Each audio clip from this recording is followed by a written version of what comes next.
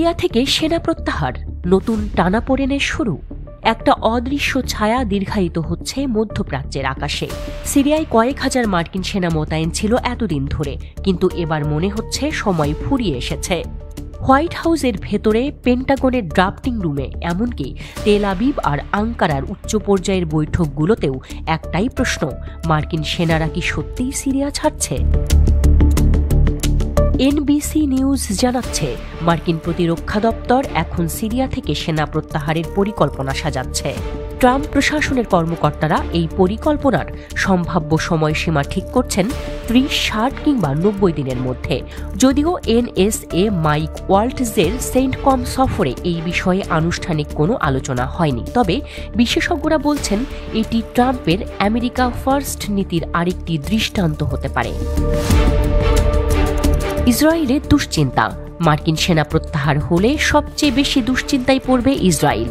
Israeli সংবাদ মাধ্যম কান জানাচ্ছে, ওয়াশিংটন ইতিমধ্যেই তেল আবিবকে জানিয়ে দিয়েছে এই সিদ্ধান্তের ব্যাপারে।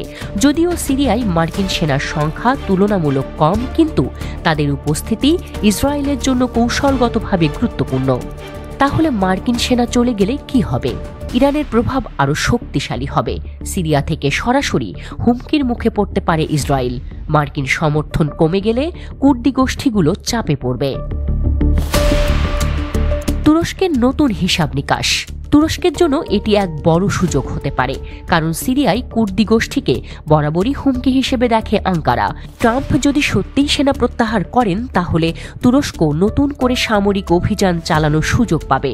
ফলে সিরিয়ায় কুর্দি গোষ্ঠীগুলোর ভবিষ্যৎ আরও অনিশ্চিত হয়ে পড়বে।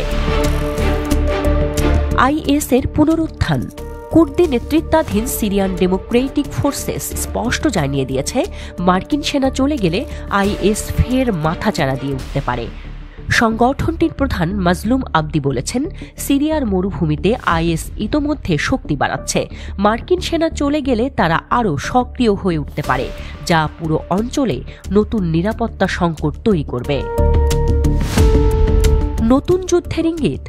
সিরিয়া থেকে মার্কিন সেনা চলে গেলে পরিস্থিতি কোন দিকে মোড় নেবে? ইরান ও সিরিয়ার সরকার আরও প্রভাবশালী হবে। ইসরায়েল ও তুরস্ক নতুন কৌশল নিতে বাধ্য হবে। কুর্দি ও অন্যান্য মিলিশিয়া গ্রুপ চাপে পড়বে।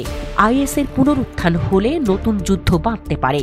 এখন প্রশ্ন একটাই, এই সিদ্ধান্ত মধ্যপ্রাচ্যের স্থিতিশীলতা আনবে নাকি নতুন অস্থিরতা জন্ম দেবে?